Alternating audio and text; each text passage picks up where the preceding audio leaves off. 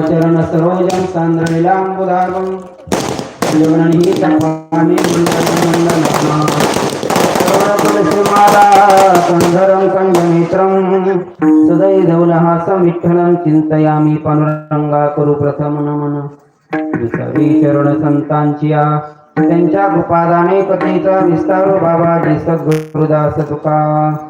ओम नमो ज्ञानेश्वरा करुणाकरा दयाळा तुमचा अनुग्रह लाधलो पावन झालो चराचरी सेवे लागी सेवक झालो तुमच्या लागलो निज चरणा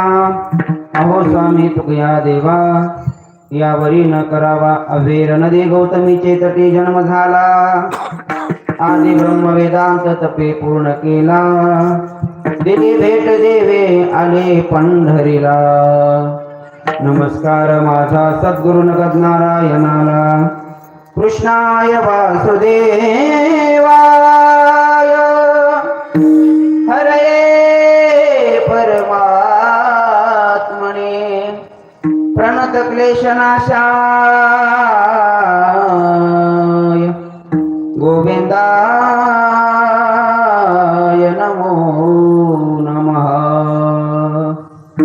कधी शिला मनमोहना कधी शिला मनमोहना पाहण्या भारता पुला पुन्हा भारता ग्रहण लागले भारता ग्रहण लागले दुःखी जनजीव झाले येई बंधना तोडण्या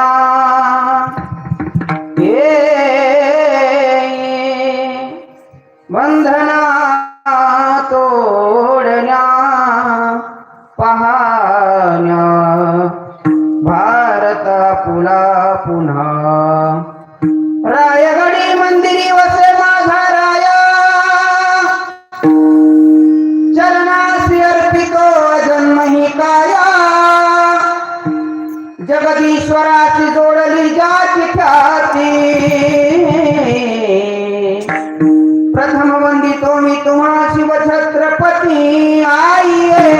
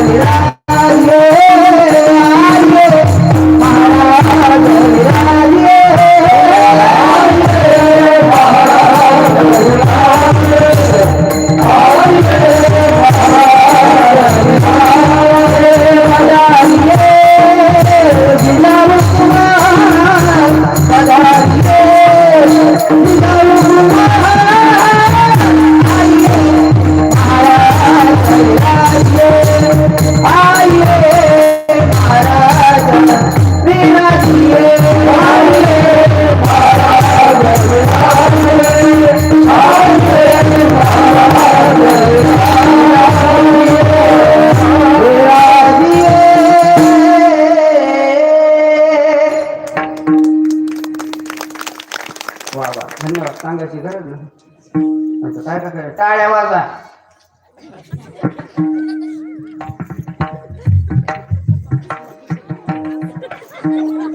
काय का गेली ते मिळायला ऐक ऐक देव घ्या कोणी ऐताला घर कुसोनी देवन लगे साठवणीचे किंवा साठवणाचे रुधले जागे प्रस्तुत प्राप्त प्रसंगी प्राप्त स्थळी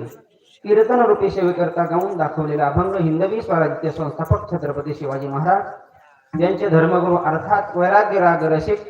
जगद्गुरु तुकोबारायांचा अभंग असून या अभंगाच्या माध्यमातून श्रीमंत श्री संत जगद्गुरु तुकोबाराय समाजामध्ये राहत असताना समाजामध्ये फिरत असताना आपलं कर्म करत असताना किंवा स्वतःच कर्तव्य पार पाडत असताना आलेला सो अनुभव आजच्या अभंगात सांगतात बोलतात ऐकवतात